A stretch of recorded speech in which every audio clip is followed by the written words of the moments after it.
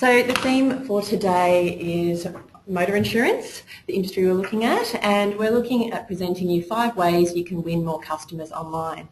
So before we get started, I'd just better explain to you that the 5 ways that we'll present to you today, they're probably going to be nothing new, nothing that you've ever not thought of before or perhaps aren't doing. But what it will give you a different way of looking at these opportunities, because I will let you know and show you how customers who are actually in market for motor insurance and started looking at websites behaved and what opportunities came out of that. So we'll give you a different perspective. You might walk away from this and look at your current activities and think we might need to do some more research based on what you'll see today, or perhaps the priorities of different functionalities and features might change. Either way, I think you'll get some value out of this, even if you might have thought about undertaking these opportunities before. So without further ado, we'll proceed to the agenda for today. So we've got, I'll just briefly introduce Global Reviews for those of you who haven't heard of us before.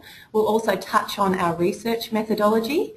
Then we'll move into looking at the results for the motor industry. So this is basically the leaderboard table based on our 2 research methodologies. The majority of the session today will look at insights and opportunities, which are around the 5 ways to win more customers online. And then hopefully at the end of the session we'll have time for a few questions. But if we don't have time to cover your question, definitely feel free to get in touch with either Darren or myself after the session. So about Global Reviews. Global Reviews is a digital consumer analytics and competitor intelligence provider. So what we do, as Darren alluded to in the introduction there, we've got a number of different products where we glean research, so marketing effectiveness and sales effectiveness. And what this essentially does, it's a syndicated program that our clients subscribe to, and we run these research programs a number of times regularly a year, and it gives you insight into how your brand is performing as well as compared to your competitors and peers. We operate across the Australia, New Zealand, UK, Ireland and European markets, so that really gives us a global perspective and allows us to see how your brand is performing globally as well. Founded in 2000, so we are operating into our 15th year now, which gives us the benefit of a lot of historical data. And some of the companies that we work with are shown in the diagram below, and you can see there's a range of different industries that we work with, everything from financial services to utilities, travel, superannuation, etc. Tons of different industries, but today we'll focus on motor insurance. So just touching on our research methodology, Global Reviews takes a journey approach to measuring the customer experience, and we break the customer journey into 5 different phases. So the phases that we look at are discover, consider, act, receive and relate. Now for today we're just going to focus on the first 2 phases of this journey. So I'll elaborate on those for you so you get a better understanding. So when we look at discovering, or the discover phase, it's basically thinking about if a customer wakes up one morning and decides, yep, today's the day I'm going to get car insurance, how easily can they go about finding your brand? So do they have you in mind at the beginning, or do they discover you as they proceed to investigate and research their options? And how strong is the attraction to your brand? How well do you actually engage them to come across to your website and see what you have to offer? Then once they've decided, yes, I'm willing to invest in this brand and spend some time considering, they move into the consider phase. And in this area, we want to know how effectively do you engage customers and help them match a product or service to their needs.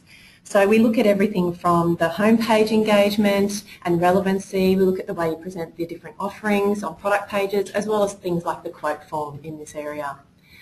Now these are broken down into 2 different products. One is called the marketing effectiveness, which we abbreviate to the digital marketing effectiveness, the DME, and the second is the sales effectiveness, which we call the DSE. So these are the 2 research products that we'll be showing you data from today. Now I want to show you some of the inputs that we get from our research to each of these different products. So we've got firstly customer behaviour. So what we do is we ask customers to actually perform typical tasks that they normally would do on a website to find car insurance. And we do this in both an open and a closed fashion. So what I mean by an open task, we do this for the DME, and that is where we say to a customer, you need to go and find car insurance for your needs, go ahead and get started. And then we give them a blank screen and they can go and visit whatever website they want. So fantastic opportunity to see that natural behaviour about how they go about discovering different brands to investigate. When we do a closed task, that's what we use for the DSE, and that is where we actually determine which brands we want a customer to go visit. So you want to get motor insurance from Allianz, or you want to get motor insurance from RAA, for example. You start at that website and then go about finding motor insurance. And then what that allows us to do is compare the performance and the usability for each brand as they've been given the same task to do on each of the different brands that we decide. So that's customer behaviour. Then we move across into customer attitude. For customer attitude, we want to know what is the mindset of our customers. And we ask this both pre-task and post-task. The reason we do it pre-task is so we can understand the mindset, what their preferences are before they get started. And then we do it post-task so they can tell us what they thought about the experience and if their preferences change. Next up is our customer audit, and this is where we ask customers to kind of rate and review different aspects of your website. So we point to specific targeted features and functions and ask for their opinion on those specifically, and that feeds into the DSE.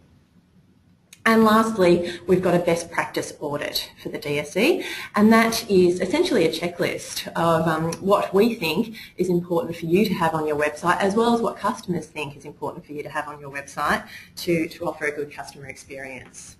So that, in a nutshell, that's the snapshot of the main inputs for this research. So, I mean, the key outtake for here is it's a very customer-focused study that we're going to show you today. So now we'll move into the results for the industry, and we're looking at the results for the DME and the DSE. And what we've got is from Q4 2014, and the blue bar shows the overall score for the DSE. This is a score between 0 and 100 based on the DSE benchmark. And the red bar is the customer final preference for the DME. So this is after the customer has gone and performed the blank screen study of Go Find Motor Insurance, what was the brand that they preferred most at the end of the exercise. So that score is a 0 to 100 distributed across all the brands. And what we can see is Amy is leading the table there with the overall score and also with their final preference as well, followed by NRMA, Budget Direct, and down we go to UE at the bottom of the table there. Now I just want to quickly touch on UE. You can see the blue bar, the overall score for the DSE is quite a bit lower than the competitors or the peers, and that is because some of the UE's website or process actually occurs offline. So you'll know that when you want to get a quote, for example, some of the information has to be gathered by a phone call. So this is a digital study, and as a result the score is a bit lower in that area. So now what we'll do is we'll move on to looking at some of the insights that we've got from this study and what makes up each of these scores and performances. And we'll firstly focus on the discover phase of the journey. So this will follow the typical pathway that a user would take to find insurance. What I've got here is a chart from our DME research, and it really goes away to describe to you how we run this study in terms of the questions that we ask people throughout. And what I mean by that is the chart shows the blue bar is what we call recall. So before a customer even starts to perform the task of looking for car insurance, we ask them what brands can you think of that offer motor insurance, unprompted, right at the beginning of the task. And the blue bar represents the amount of people who could recall that brand. So we can see Amy streaming into the lead there. Next up, we ask them before they start the task, of those brands you can recall, who is your initial preference? Who would you prefer at this stage based on your knowledge of that brand? And that's shown in the red. Then we send the user off to complete the task and to try and find car insurance that suits their needs. When they finish, we ask them, what brands would you put to your shortlist? So that's represented in the green there. And then finally, from that shortlist, what brand would be your final preference? So we can see here that there's some typical patterns that are happening, and Amy does represent this quite well. So there's actually quite a significant drop for most brands from the original awareness and also from the shortlist in the green there to the final preference. This is the most common result.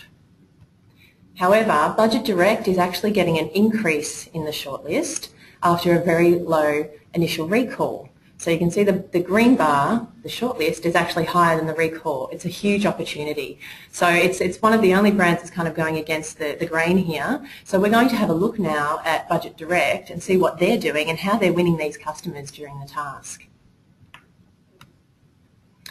And one of the things that we can do with the DME research is we can segment the results by consumer mindset.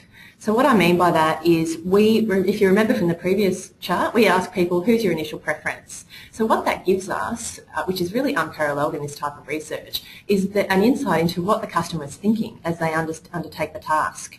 And so what I've got here is I've segmented those that recalled or initially preferred AAMI, Allianz and NRMA, which were some of the biggest players there. And then we see what happens next. Even though they had an initial preference for a brand, 93% of them still went straight to search.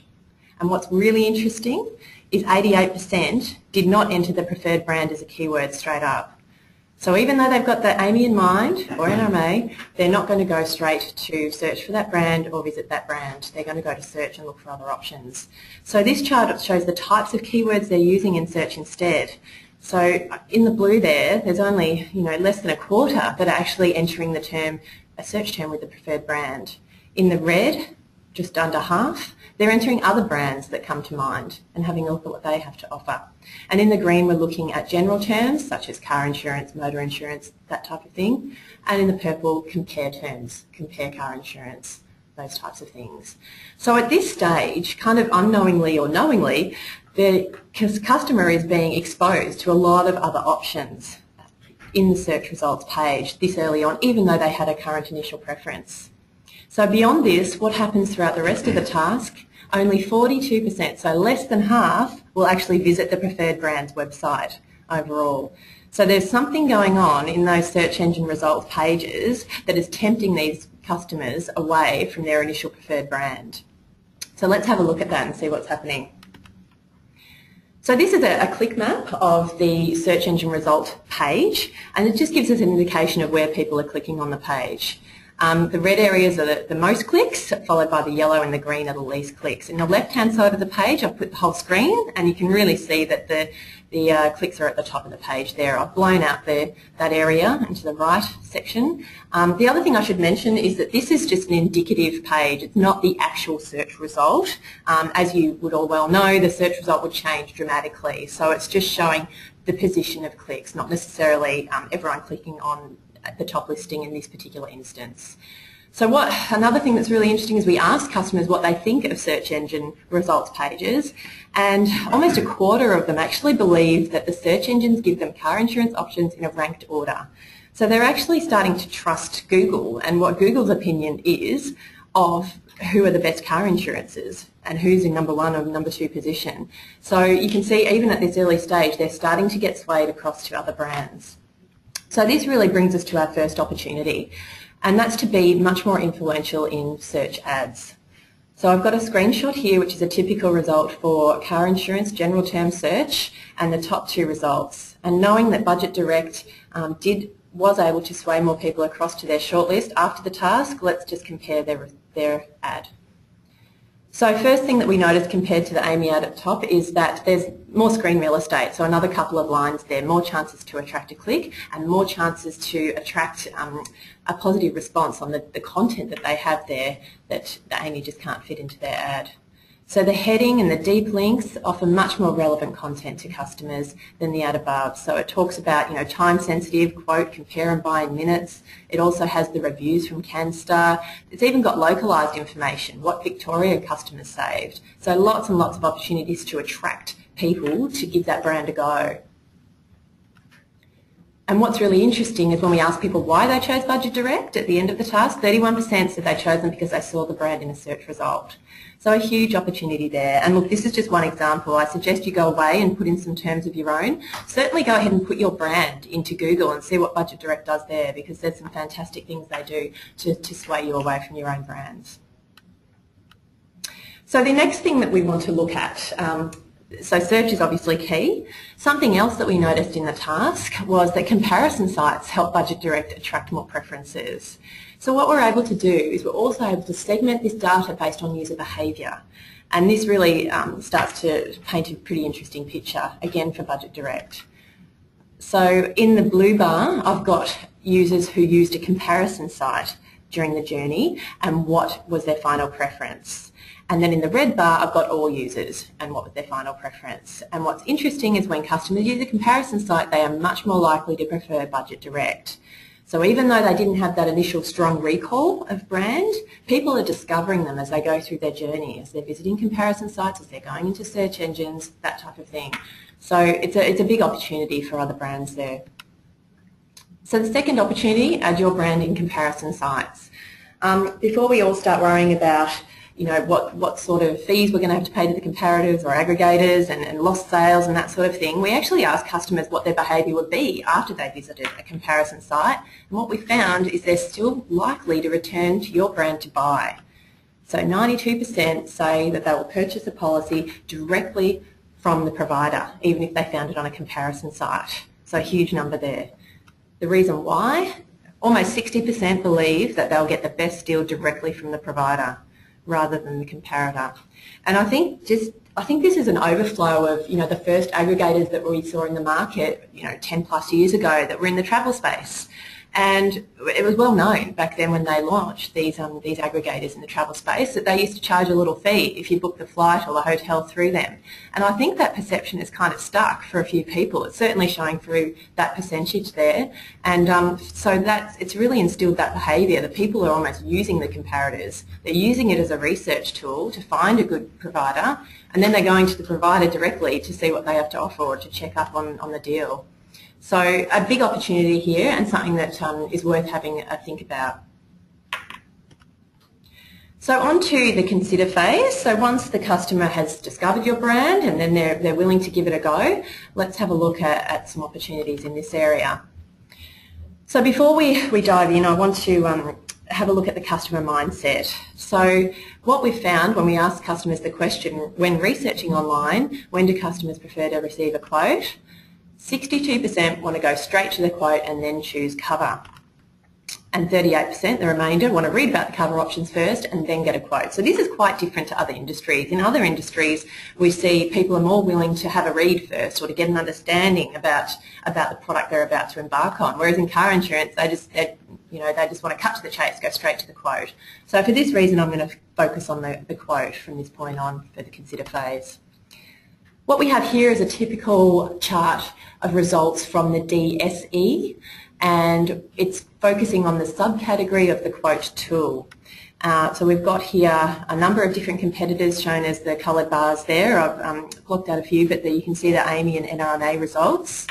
And we've got different subcategories in this area. So the quote tool is about the features and functions of the tool itself, help and support, what is provided throughout the quote, the ability to tailor the quote to suit your needs, understanding the quote, do you provide enough information so the quote makes sense to them, and lastly, quote competitiveness, how far do you go to make your quote competitive.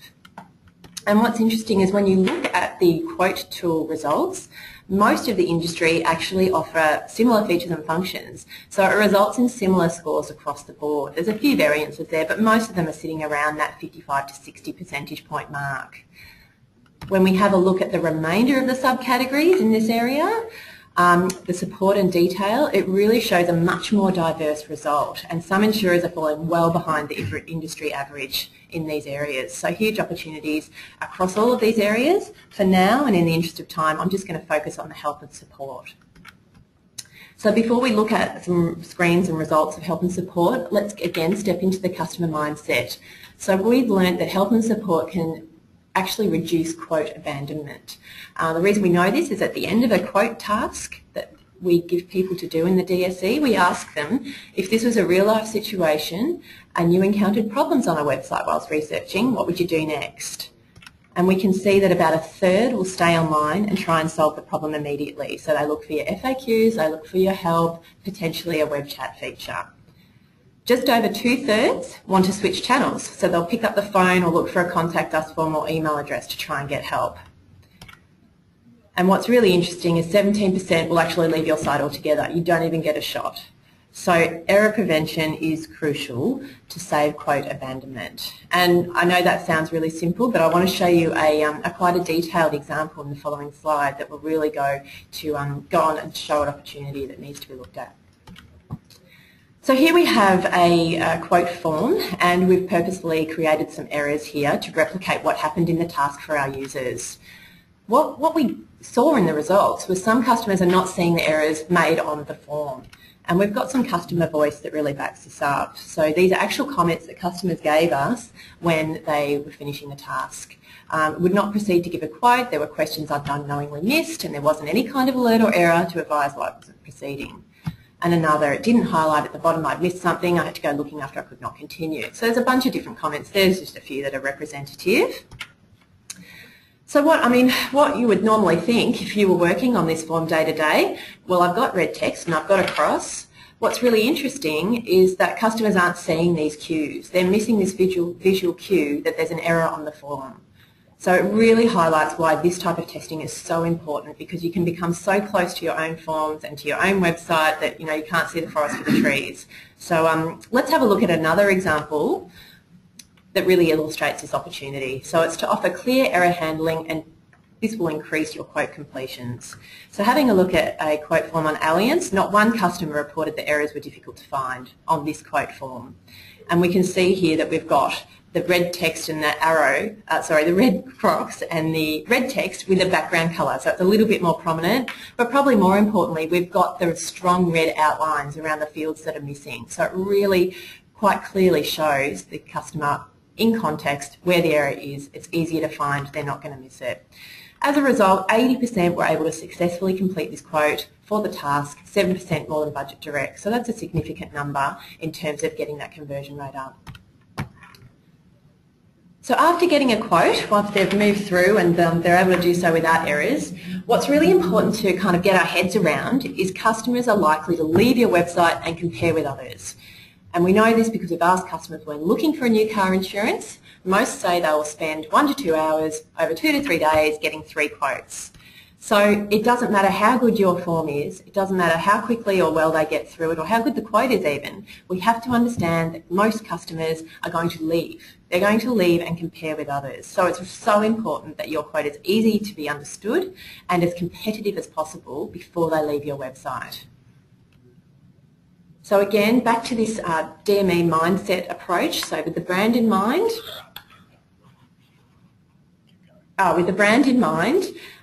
we want to really understand what makes customers stick with their original preference or switch to another.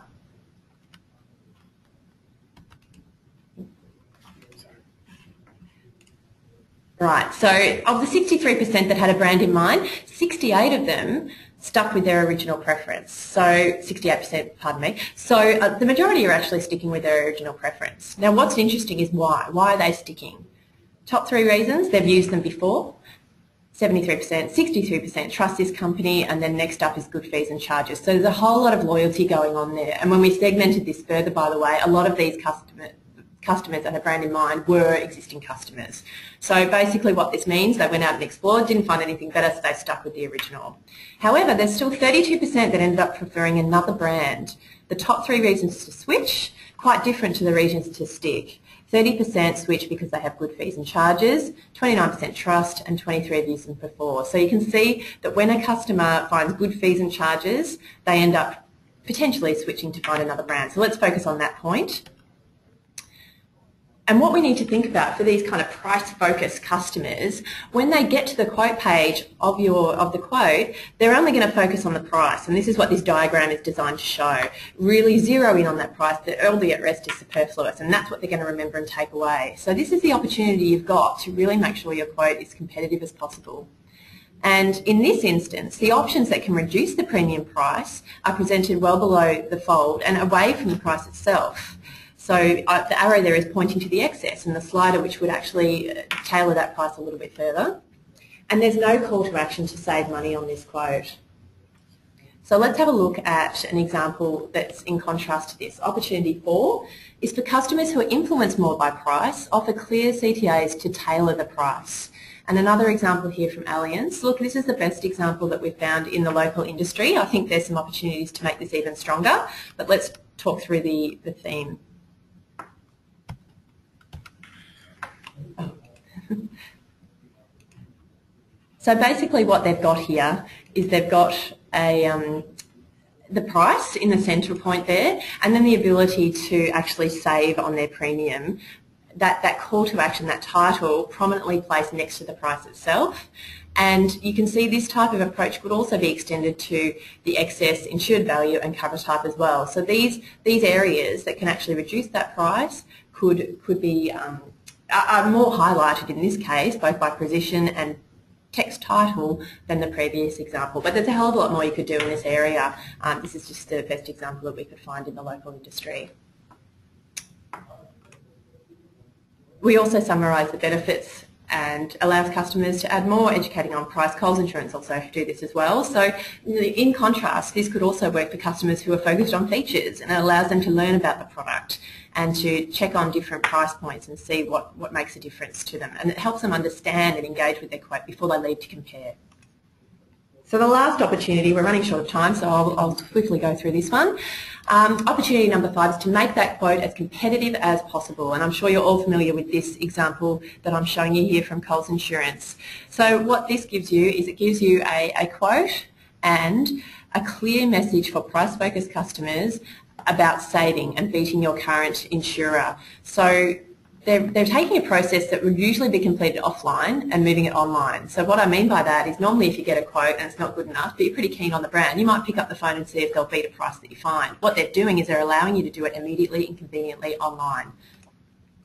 I think this could be even made stronger as well. So I've told this company that my current insurer is RACV, and yet they've gone ahead and beat it by $50. Fantastic for a price-focused customer.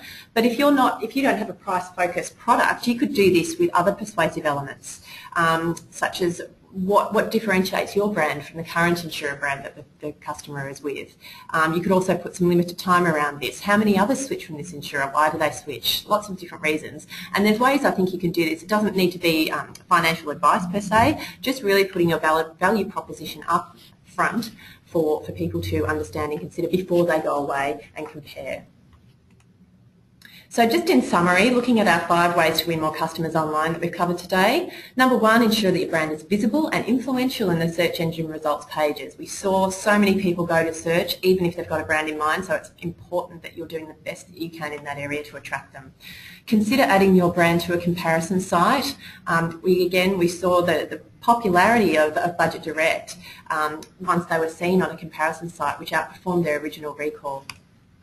Try to prevent errors and offer easy error recovery during the quote process. So this might lead you to do some more testing on your own websites to really understand what customers are or are not seeing. Understand why your brand is chosen or not chosen and ensure the quote addresses these key reasons. And lastly, make sure that your quote is competitive as possible before customers leave to compare. So embrace that behaviour. They are going to leave to compare. Let's make it as easy as possible for them to understand your quote. There's so much more to see, but we're out of time. We're well out of time. What you saw today versus being a client, I'll just very briefly touch on this. So today was just a very, very high level general industry overview, just a glimpse into the breadth and depth of the insight. There's full research available for subscribing clients at a very tailored level.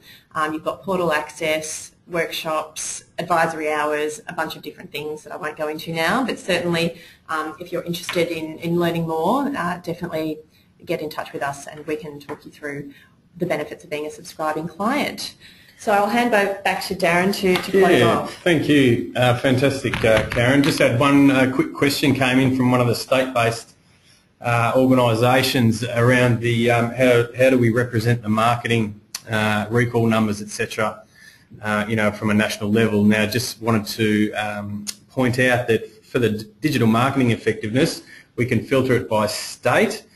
We can also filter by other demographics such as age, income and gender. So certainly for a state-based organisation or even the national ones that want to do a lot of playing around with the numbers, that's all available in our portal access and our research overall. So look, hope you've got a bit out of it today. Just want to finish with a couple of quick points. Firstly, don't forget, you may have seen on the initial invite, there's a similar webinar in a month's time for home insurance, which is on Tuesday the 3rd of March at 11:30. But there's my details there as well. If you'd like to discuss the 2015 program in more detail, please get in touch with me. My details there, 99823412 or Darren Watson at globalreviews.com. So look, I'll try and get in touch with most of you that attended anyway. But yeah, certainly send through any questions. You probably after we close the session, you'll think of a few questions. So please send those through. But hope you got a lot out of today, and we'll be in touch. Thank you. Bye.